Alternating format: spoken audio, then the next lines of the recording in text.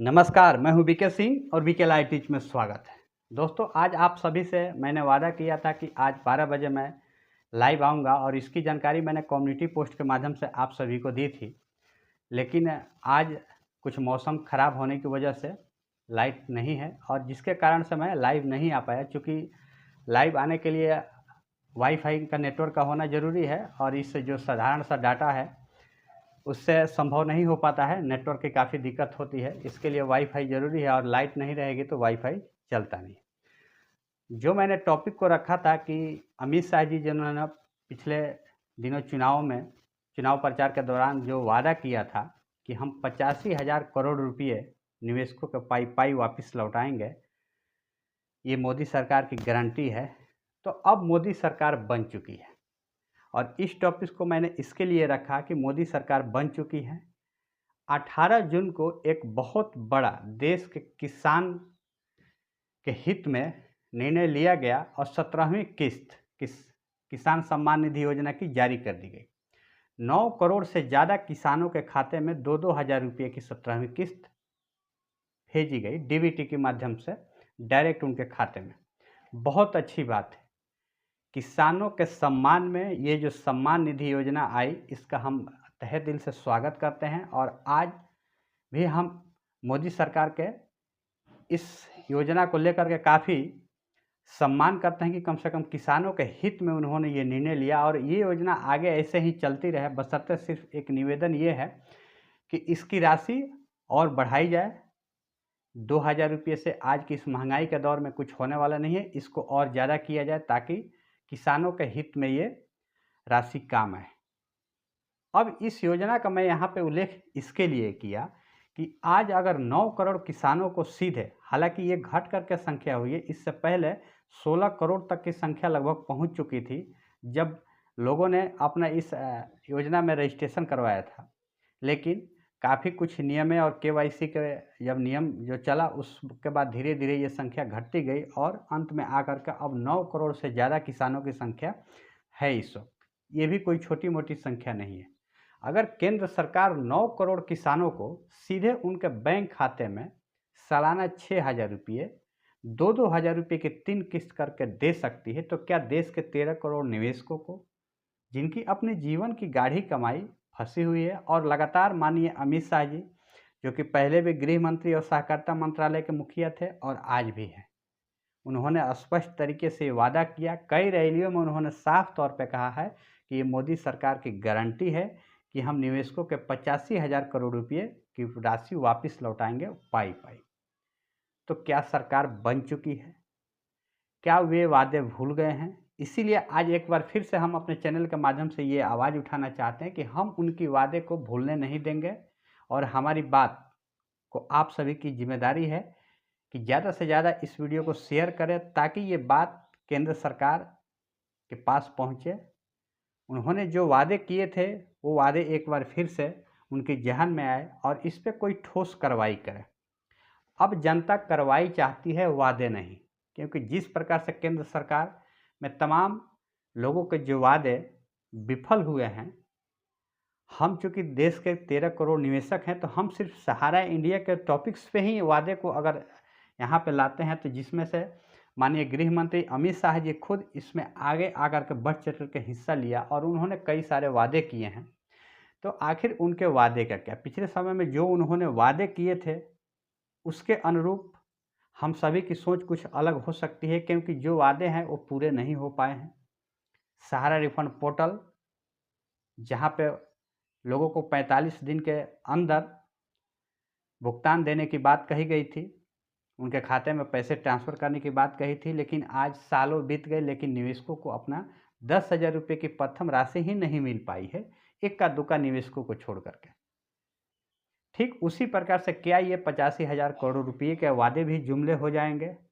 जुमला शब्द एक बहुत ही प्रचलित शब्द बन चुका है पिछले समय में। जिस प्रकार से वादे का रिकॉर्ड देखा जाए उसको देखते हुए अब एक बार फिर से हम लगातार इस बात की आभास दिलाते रहे हैं और दिलाते रहेंगे आगे भी कि माननीय गृह मंत्री अमित शाह जी, आप एक बहुत बड़े पद पे हैं। निश्चित रूप से तो इसके लिए आपकी अपनी बातों को भी जो जिम्मेदारियां होती है उसको एहसास करने की ज़रूरत है।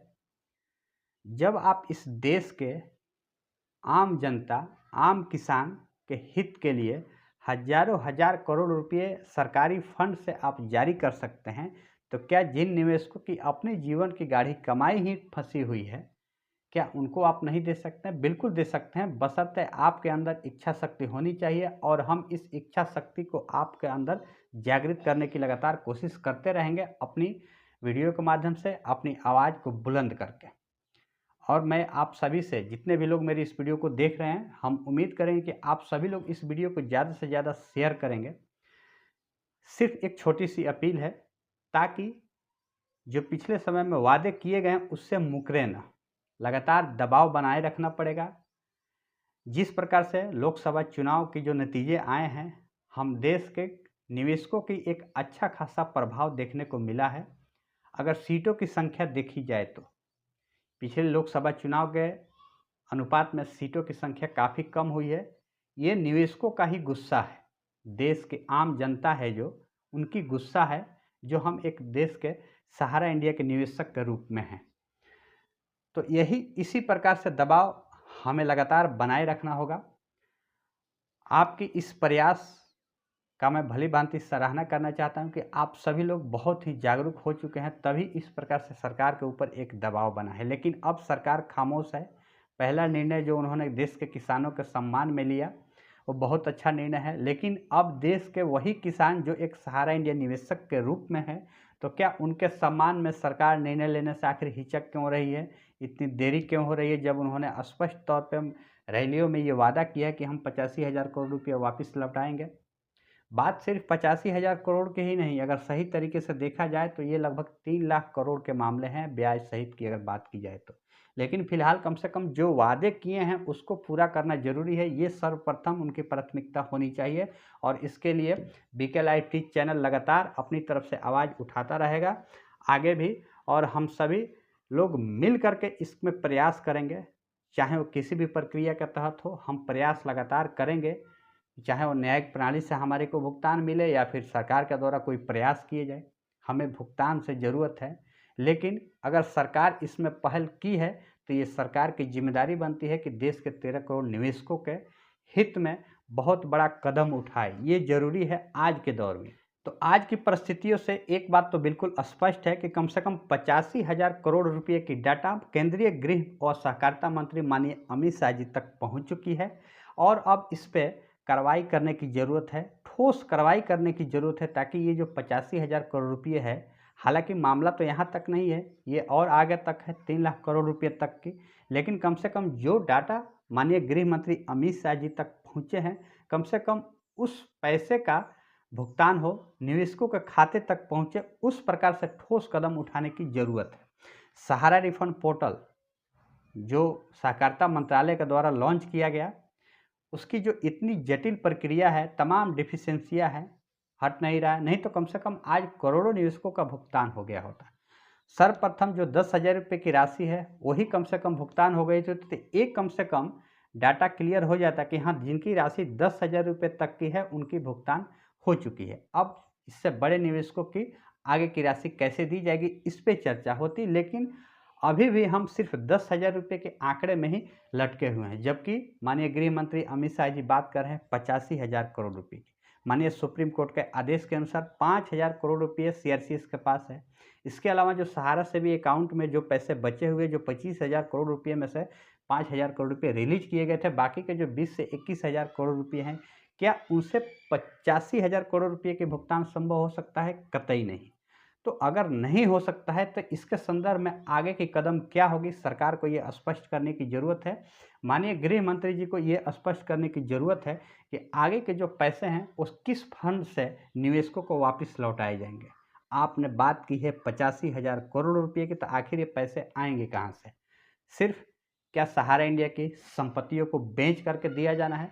तो अगर संपत्तियों को बेच करके ही निवेशकों को भुगतान करने की जो एक अंतिम विकल्प दिख रहा है, तो इसकी प्रक्रियाएं तेज क्यों नहीं की जा रही है? हम लगातार अपने चैनल के माध्यम से बीके लाइव टीवी चैनल लगातार इसके लिए आवाज़ उठाता रहेगा कि इस पर जल्द से जल्द कार्रवाइयाँ करें। ये सबसे बेहद ज़रूरी है। सहारा रिफंड पोर्टल की जिस प्रकार से गतिविधियाँ आज बिल्कुल निवेशकों को मन में बिल्कुल उदासी सी छा गई है, उसकी गतिविधियों को लेकर के इससे एक बहुत ही ठोस कारगर कदम उठाने की ज़रूरत है माननीय गृह मंत्री अमित शाह जी को। इसके लिए हम लगातार अपने चैनल के माध्यम से ये आवाज़ उठाते रहे हैं। इन तमाम मुद्दों को हम लगातार अपने channel BK live TV channel के माध्यम से आवाज़ उठाते रहेंगे और हम आपसे निवेदन भी करेंगे कि इस चैनल को ज़्यादा से ज़्यादा सब्सक्राइब करके एक बड़ी ऑडियंस हमारे साथ जुड़े, ताकि हम बात गंभीरता से सरकार के पास पहुँचे और एक ठोस सरकार कदम उठाए जिससे निवेशकों के सम्मान में उनकी जो भुगतान की राशि है उनके खाते तक वापस लौटाई जाए। लगातार हम अपने माध्यम से ये कोशिश करते रहेंगे आप सभी के साथ मिल करके। इसके लिए नेक्स्ट वीडियो में एक बार फिर से हम लौटेंगे, क्योंकि आज हमने जो लाइव का जो कार्यक्रम रखा था वो नहीं हो पाया लाइट न होने के कारण। इसके लिए हमने सोचा कि चलो कम से कम एक वीडियो के माध्यम से इस टॉपिक्स पे आप सभी के साथ बात की जाए और अब इसके लिए एक आवाज़ बुलंद की जाए। मिलेंगे नेक्स्ट वीडियो में, तब तक के लिए जय हिंद।